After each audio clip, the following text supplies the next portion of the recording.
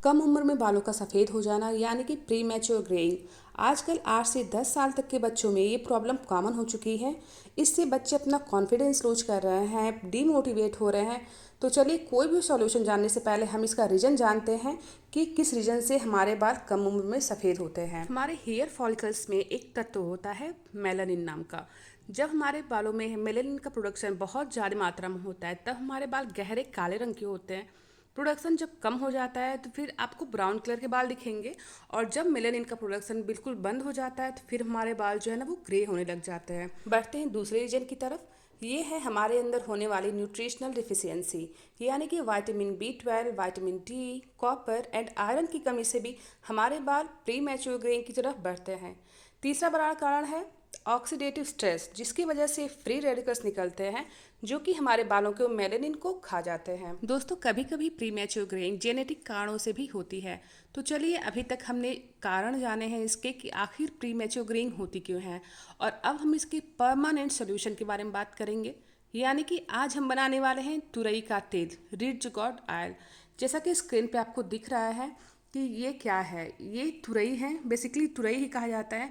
आपके यहाँ क्या कहा जाता है ये मुझे नहीं पता है, लेकिन अभी तक आप सबने पहचान लिया होगा कि ये क्या चीज़ है।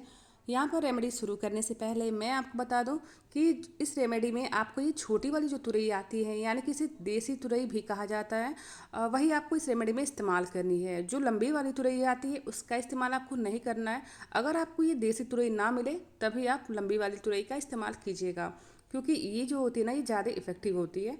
यहाँ पर मैंने तुरई को अच्छे से धुल लिया है। इसके डस्ट वगैरह अच्छे से साफ़ कर दीजिएगा, और इसके ऊपर नीचे का जो पोर्शन है वो काट कर हटा दिया है। यहाँ पर मैंने तुरई के बड़े बड़े पीसेस कट किए हैं, क्योंकि जिस टाइम मैं इसे बना रही हूँ यहाँ वेदर काफ़ी गर्म है, यानी कि अच्छी खासी धूप है। अगर आपके यहाँ धूप कम है या धूप नहीं हो रही है तो आप छोटे छोटे पीसेस में ही कट कीजिएगा, ठीक है। इससे आपको इसे सूखने में कोई दिक्कत नहीं आएगी।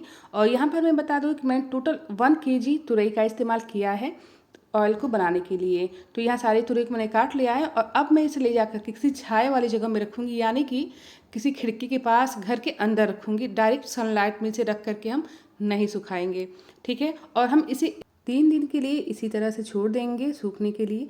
और 3 दिन के बाद जब हम देखेंगे तो हमारी तुरई कुछ इस तरह से सूख चुकी है।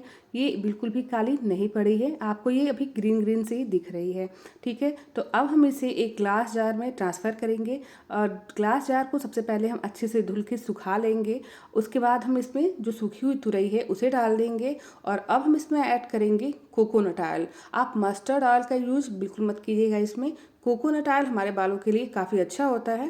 तो यहाँ पर मैंने टोटल 600 ml तेल का इस्तेमाल किया है इस रिच गॉड ऑयल को तैयार करने के लिए। यहाँ पर सारा ही ऑयल जो है ना हमने तुरई में ट्रांसफ़र कर दिया है।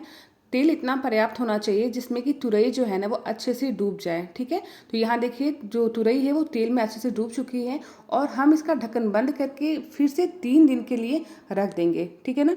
तो 3 दिन हमने इसे काट के सुखाया था, और 3 दिन इसे ऐसे ही तेल में डालने के बाद रखेंगे।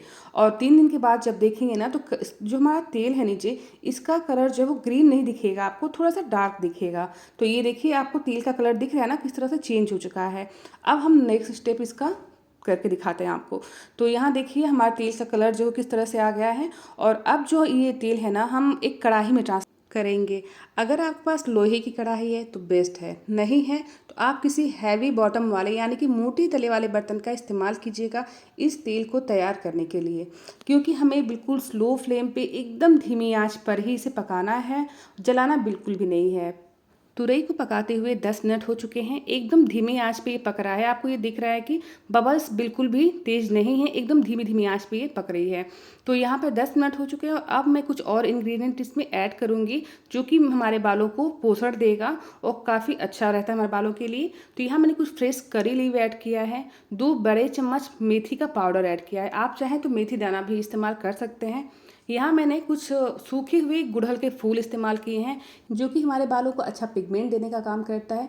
दोस्तों, यहाँ मैं एक बात ज़रूर मेंशन करूँगी, जब भी हम कोई आयुर्वेदिक नुस्खा ट्राई करते हैं तो वो टाइम लगता है उसमें। अगर हम चाहें कि आप आज अप्लाई कर रहे हो अपने बालों पे और कल वो आपको रिजल्ट दे, हफ्ते भर में दे तो ऐसा नहीं होता है। ठीक है, आपको 2 से 3 महीने ये चीज़ ट्राई करनी होती है, तभी आपको रिजल्ट बेहतर मिलता है, क्योंकि आपकी रूट्स पर काम करता है, आपकी जड़ों पर काम करता है, अंदर से ये चीज़ें ठीक करता है। ठीक है, लेकिन हाँ, रिजल्ट आपको 100% देता है। देखिए, सभी ह्यूमन बॉडी का नेचर अलग अलग होता है। तो अगर आप अर्लियर एज में हैं तो आप पे ये 20 दिन, महीने भर में असर दिखाना शुरू कर देगा। अगर आप 30 एवब हैं तो आप में 2 महीने, 3 महीने, 4 महीने का भी टाइम लग सकता है, लेकिन हाँ, रिजल्ट आपको 100% मिलेगा। अब हम इसे छान लेंगे। तो जो हमने तेल तैयार किया था वो ठंडा हो चुका है, और इसे छानने के लिए आप किसी छन्नी का भी इस्तेमाल कर सकते हैं, लेकिन अगर आप इसे छन्नी से छानेंगे तो काफ़ी सारा तेल आपका वेस्ट भी हो जाता है। यहाँ पर मैंने कपड़े का इस्तेमाल किया है ताकि अच्छे से ना सारा ये तेल जो है वो हम इस्तेमाल कर सकें। तो इस तरह से छोटा सा कपड़ा मैंने लिया है, इसके ऊपर सारा ये तेल है ना वो ट्रांसफ़र कर दिया है, और अब कपड़े को कुछ इस तरह से उठाएंगे और तेल को अच्छे से छान लेंगे। तो यहाँ देखिए, जो ज़्यादा तेल है ना वो तो नीचे आ गया है, लेकिन जो इस तुरई वगैरह में तेल बचा हुआ है ना, उससे भी हम अच्छे से हाथों से निचोड़ते हुए, इस तरह से दबाते हुए निकाल लेंगे। और इसमें काफ़ी सारा तेल होता है, ये देखिए आपको दिख रहा होगा कि किस तरह से मैं दबा रही हूँ ना तो फिर तेल निकल रहा है। और ऐसे अगर आप छन्नी से छानोगे तो ये तेल वेस्ट हो जाता है, तो इसीलिए कपड़े से ही छानिए तो वो बेस्ट रहता है। तो यहाँ देखिए, सारा तेल मैंने छान के निकाल लिया है, और यहाँ जो हमारा तेल है ना वो एकदम से बन के रेडी है। अब इस तेल को हम एक चौड़े मुंह वाले ग्लास जार में ट्रांसफ़र कर देंगे, क्योंकि ये कोकोनट ऑयल है, ठंड के मौसम में ये जम भी जाता है, तो इसका ध्यान आप जरूर रखिएगा। तो आपका मेलानिन ऑयल जो है ना बन के रेडी है, जो कि आपके बालों को रिवर्स करेगा ग्रे हेयर से ब्लैक करने में। तो आप एक बार इस तेल को ज़रूर बनाइएगा, और रिजल्ट जो मिलेगा आपको मेरे साथ ज़रूर शेयर कीजिएगा।